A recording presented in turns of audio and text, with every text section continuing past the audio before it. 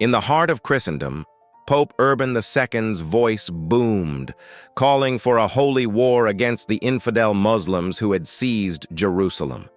His call was urgent, even desperate, as he spoke of the plight of Christian pilgrims struggling to reach the Holy Land.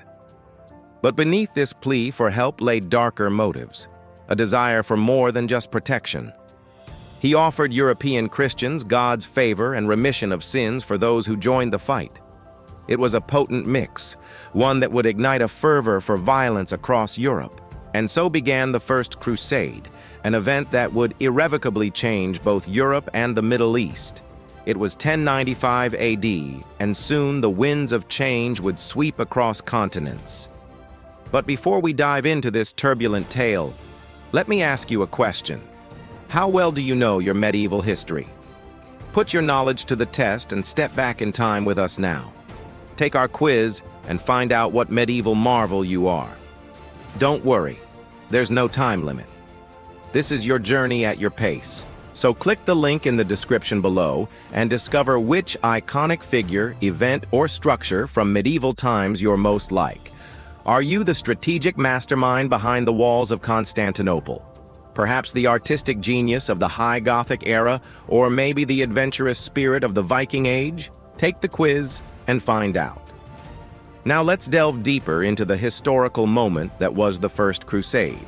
After Urban's impassioned speech, thousands responded, banding together under leaders like Godfrey of Bouillon, a man who would become a legend. Together they marched east, not knowing the impact they'd have on the course of history. By 1099, their goal was within reach. The sack of Jerusalem was imminent.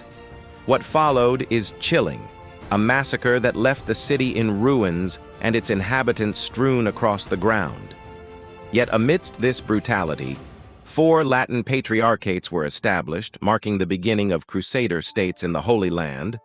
Godfrey himself, refusing earthly crowns, was named the first ruler of the Kingdom of Jerusalem with the title Defender of the Holy Sepulchre.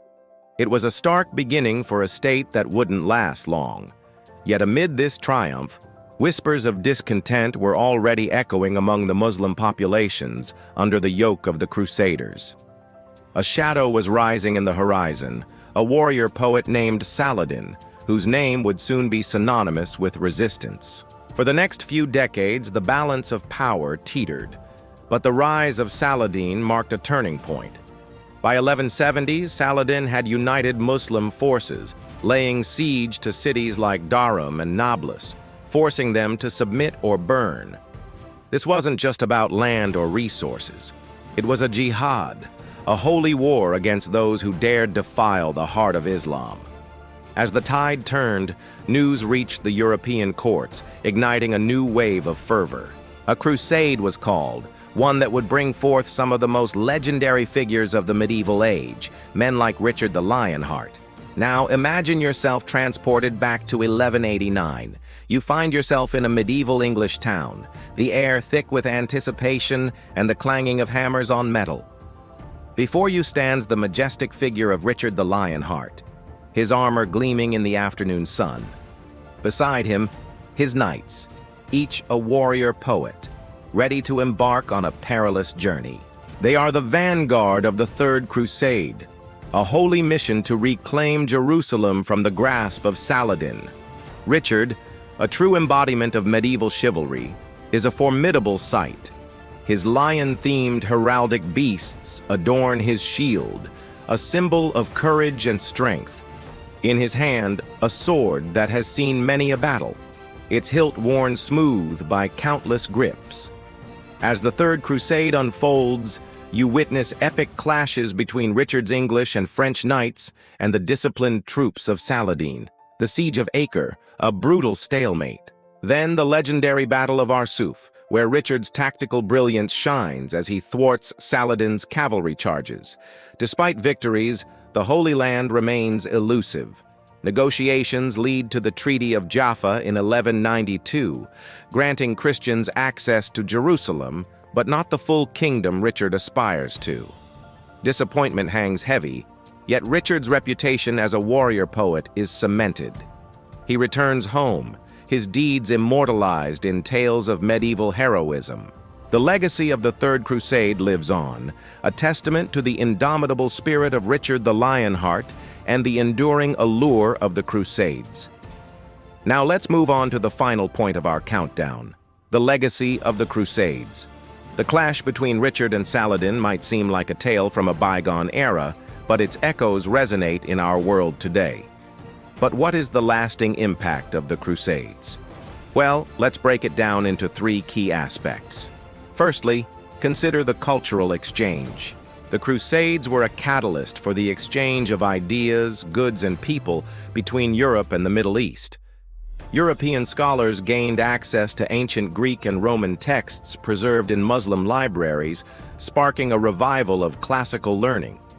Luxurious Eastern goods like silk and spices flowed into European markets, transforming trade routes and shaping the tastes of consumers. And it wasn't just material objects that were exchanged.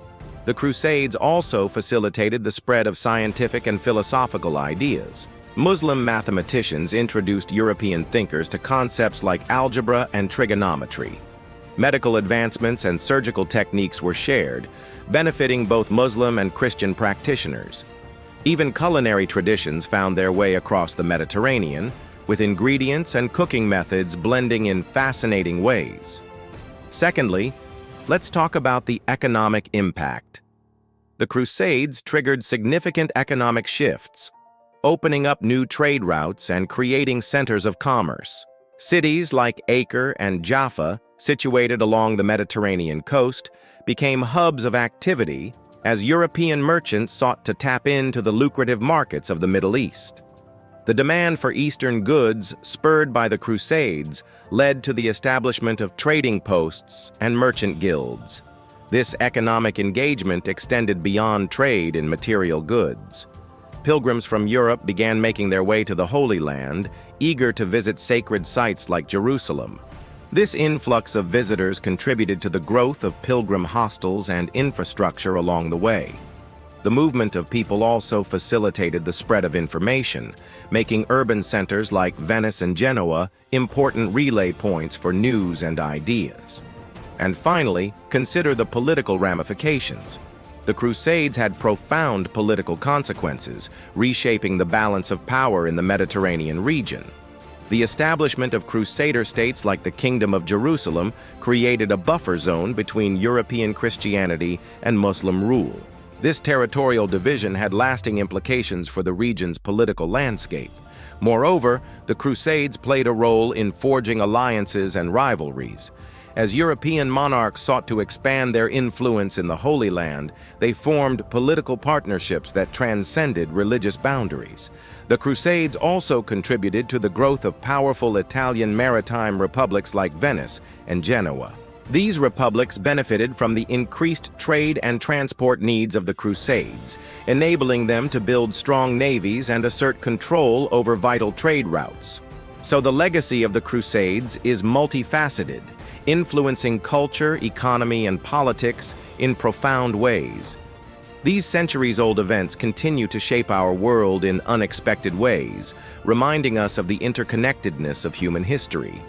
As we wrap up our journey through the Crusades, I want to leave you with a thought-provoking question. Do you think the ends justified the means in the Crusades, or were the costs and consequences too great a price to pay?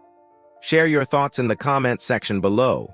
Your insights might spark a fascinating discussion among fellow history enthusiasts. And if you haven't already, please don't forget to hit the like button and subscribe to our channel. We've got many more captivating historical tales waiting to be uncovered.